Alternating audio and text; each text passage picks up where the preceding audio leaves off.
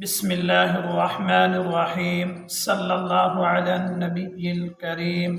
7 مجاہدوں کی ماں حضرت حفرہ رضی اللہ تعالی عنہ کو اللہ تعالی نے ایک ایسی خصوصیت عطا فرمائی کہ کسی اور صحابیہ عورت کو یہ خصوصیت نصیب نہیں ہوئی۔ حضرت حفرہ رضی اللہ تعالی عنہ کو اللہ تعالی نے 7 بیٹے عطا فرمائے تھے۔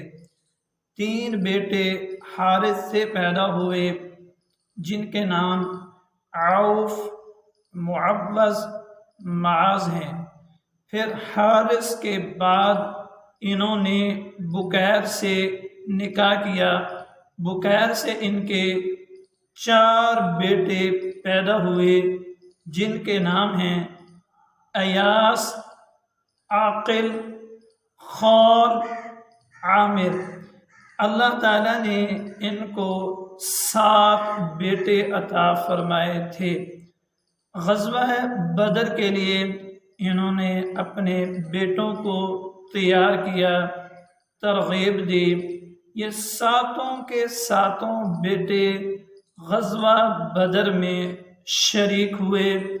بڑی ہی بہادری سے، بڑی دلیری سے یہ لڑے، انہوں نے جہاد کیا، حتیٰ کہ ابو جہل جیسے ملعون کو قتل کرنے والے ان کے 2 بیٹے معاذ اور معوذ ہیں۔ اللہ تعالیٰ نے ان کو یہ شرف عطا فرمایا کہ ان کے 7 کے 7 بیٹے غزوہ بدر میں بڑی بہادری سے، بڑے ہی جوش و جذبے سے شریک ہوتے ہیں، لڑتے ہیں، یہاں تک کہ اللہ کے راستے میں اپنی جان کو قربان کرتے ہیں، شہید ہوتے ہیں۔